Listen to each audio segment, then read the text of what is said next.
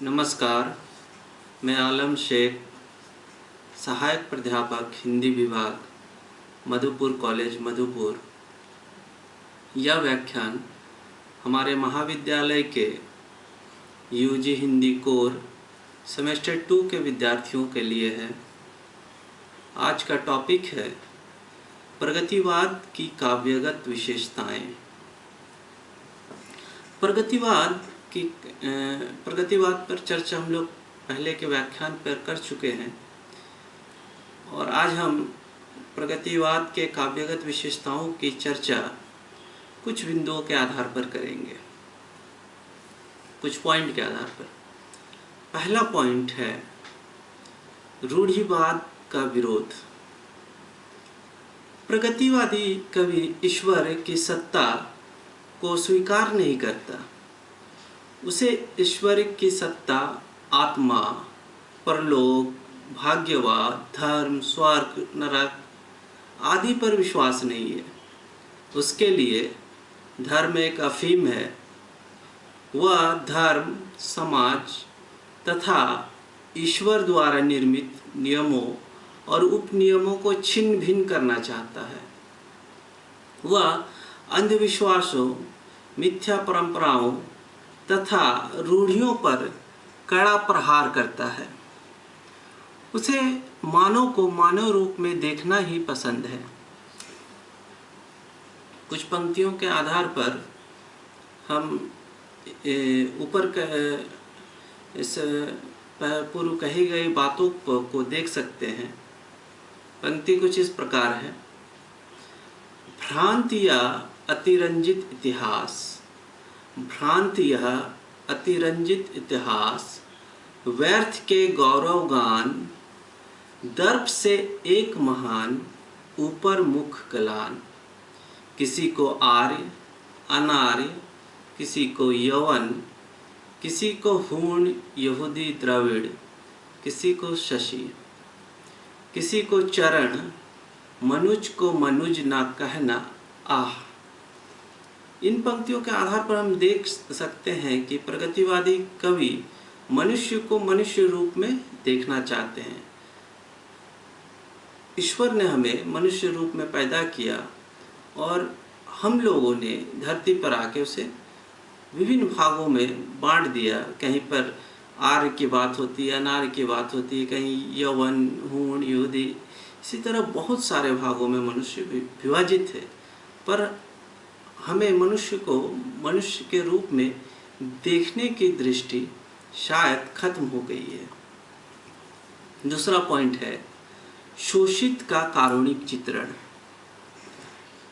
प्रगतिशील कवियों ने अपने काव्य में शोषित का करुण चित्रण किया है। शोषण की चक्की में पिसने वाला मजदूर व किसान वर्ग है। प्रायः प्रत्येक कवि दलितों के दीन दशा पर आंसू बहाते हुए नजर आते हैं। रामेश्वर करुण का करुण सतसई 1934 में ही प्रकाशित हो गई थी।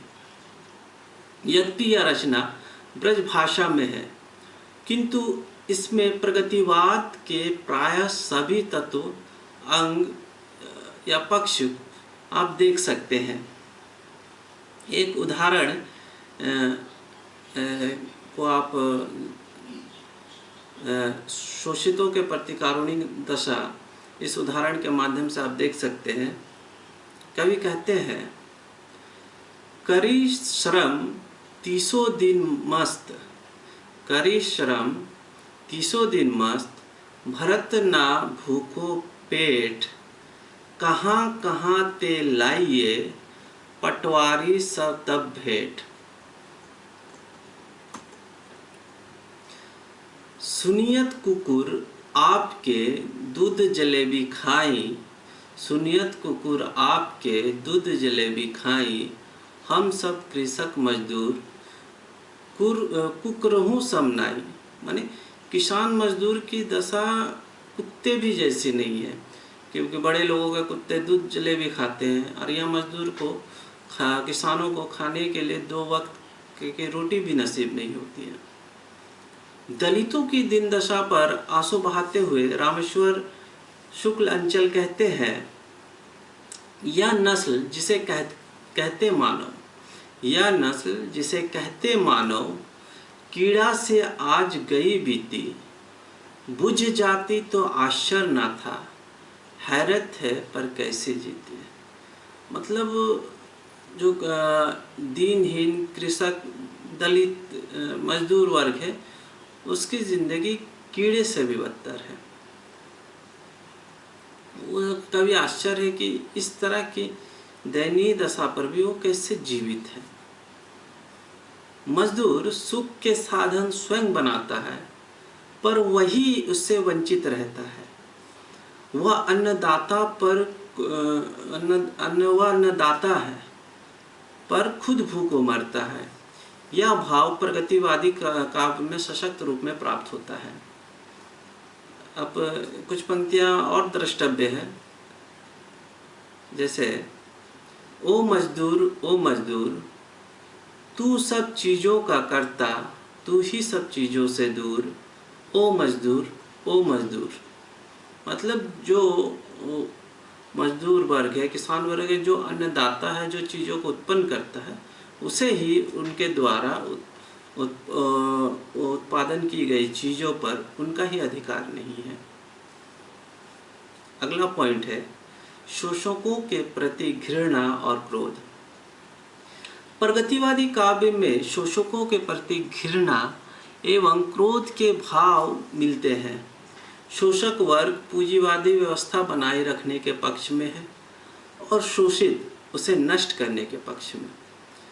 प्रगतिवादी कवि इस सामाजिक जीवन की विषमता को मिटा देने के पक्ष में है। इसी दिशा में वह प्रयत्न करता प्रतीत होता है।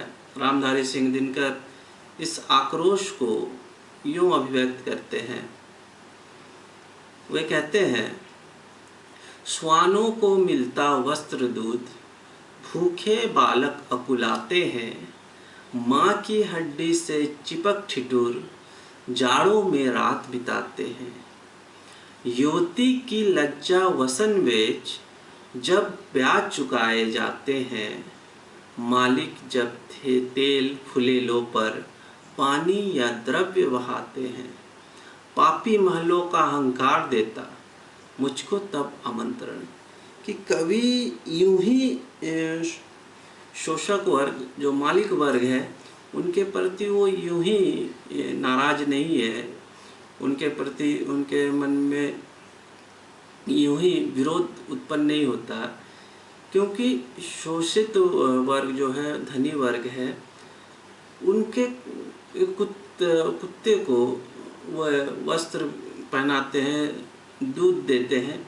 वहीं एक बच्चा जो भूख से अकुलाते हुए अपनी माँ की हड्डी, चूँकि उसके माँ भी कुपोषण के शिकार है, उस पर चिपक के जाड़े में अपनी रात बिताते हैं। कहीं पर एक युवती ब्याज चुकाने के लिए अपनी इज्जत तक बेच देती है। जब ऐसी अवस्था है, वहीं पर मालिक अपने कुत्ते को दूध पिलाते हैं, सुगंधित तेल फुलेल पानी द्रव्य बहाते हैं।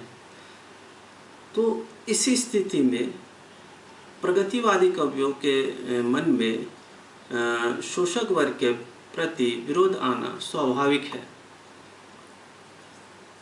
अगला पॉइंट है क्रांति का आह्वान। जहाँ विरोध है वहाँ क्रांति होगी।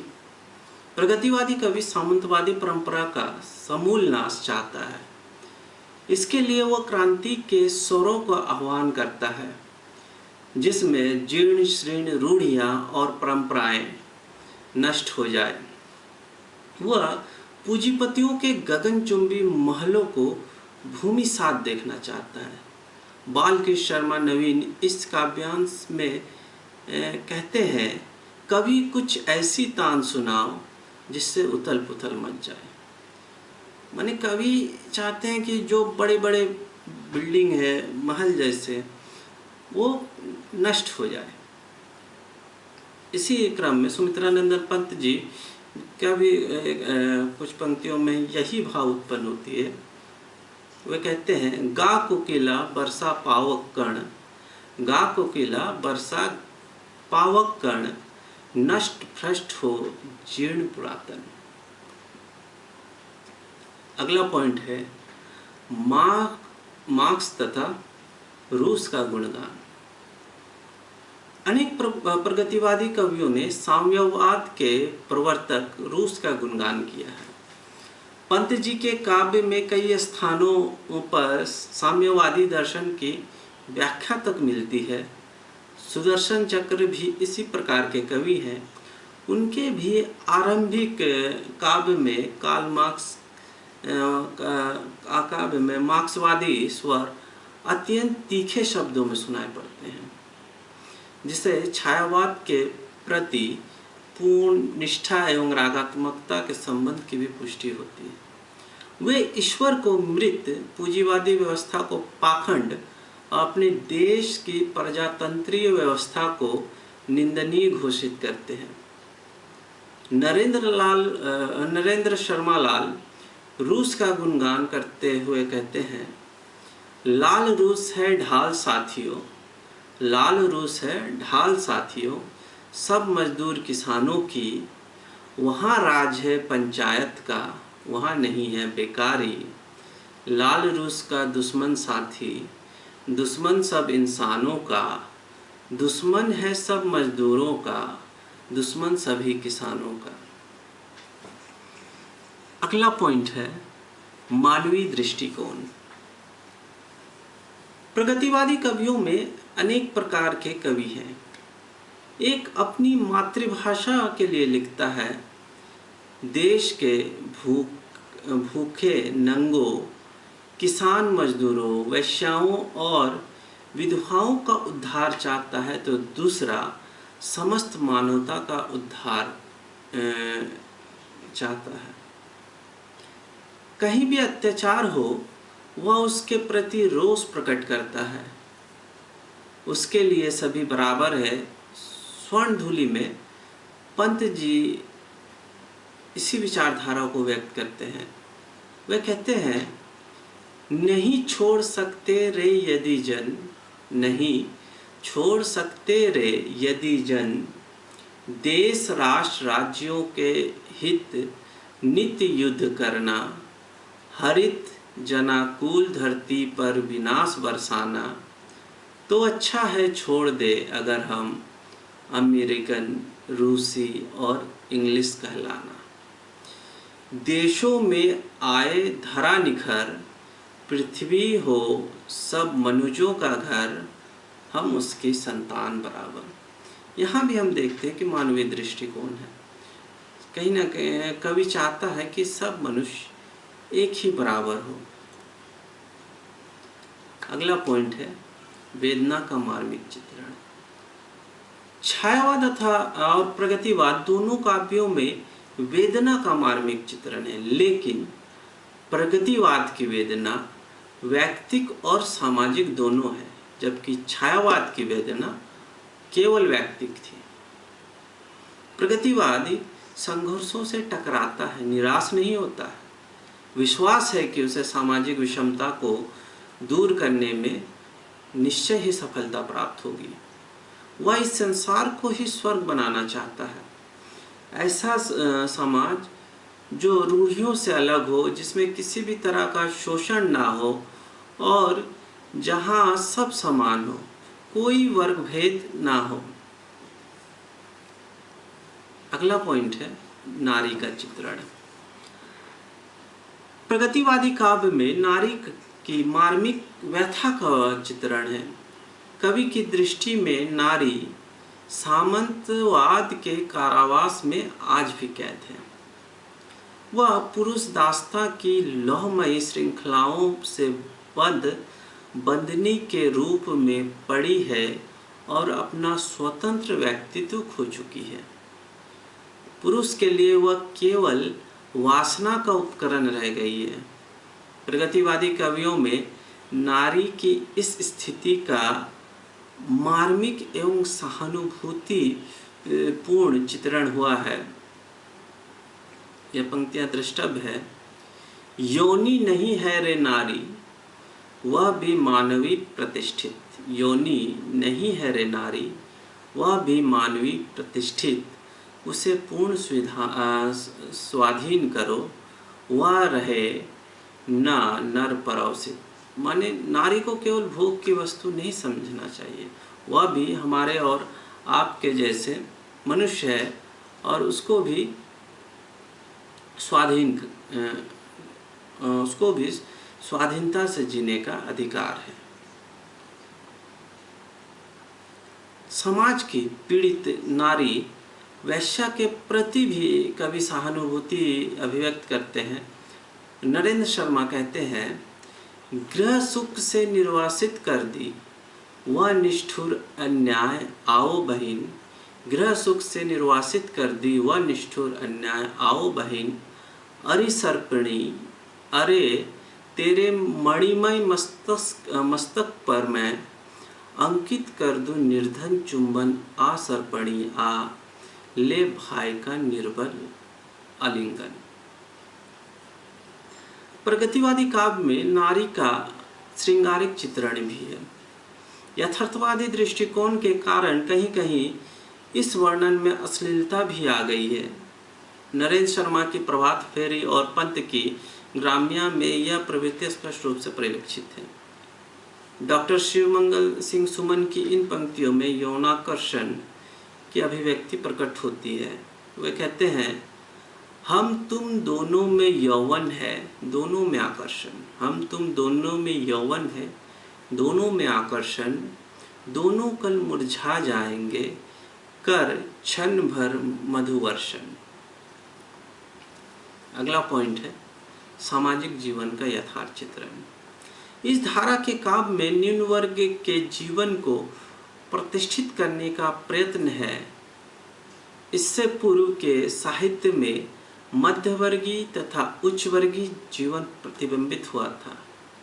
आज का कवि आध्यात्मिक चिंतन नहीं करता, उसके समक्ष अनेक भौतिक समस्याएं हैं। उसका मन समाज की पीड़ा को अभिव्यक्त करना चाहता है।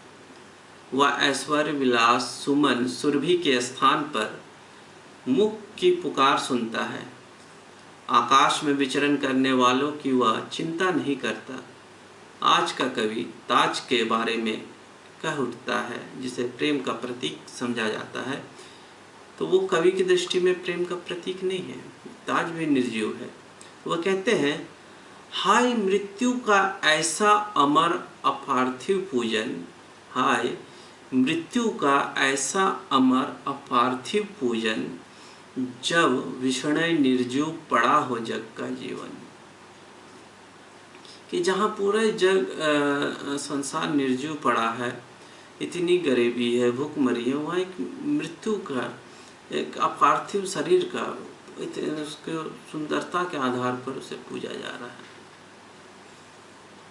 भारत के गांव का वर्णन करते हुए पंत जी एक स्थान पे कहते हैं, यह तो मानव लोक नहीं है। वे गांव को मानव लोक मानने से इनकार करते हैं। यह तो मानव लोक नहीं है, यह है नरक अपरिचित, यह भारत का ग्राम सभ्यता संस्कृति से निर्वासित।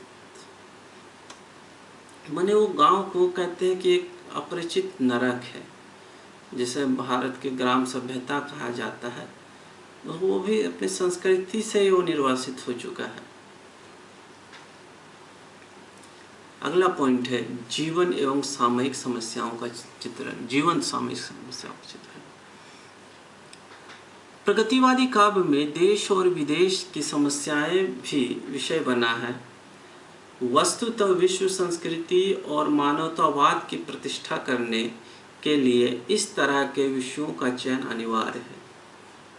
इस धारा के काव्य में आप बंगाल का काल, महंगाई और दरिद्रता का चित्रण और बेरोजगारी की समस्या भी देख सकते हैं। सुदर्शन चक्र की कुछ पंक्तियां सामयिक समस्याओं को चित्रण कुछ इस प्रकार अभिव्यक्त करती है। वे कहते हैं, शुरुआत ही सबसे कच्ची, बिना दवा के जूझी बच्ची, शुरुआत ही सबसे कच्ची, बिना दवा के जूझी बच्ची, बच्चे का भी पढ़ना छूटा, फीस बढ़ोतरी का बम फूटा, महंगाई ने नई मोड़ ली, बेकारी ने कमर तोड़ दी। जो समसामयिक घटना, राष्ट्रपति महात्मा गांधी के दारुण निधन पर प्रगतिवादी कवि की वेदना इन शब्दों में फूट उठती है। वे कहते हैं, बापू मेरे अनाथ हो गई भारत माता, अब क्या होगा। बापू के जाने के बाद पूरा भारत ही अनाथ हो गया। विश्व में जब भी मानवता शोषण और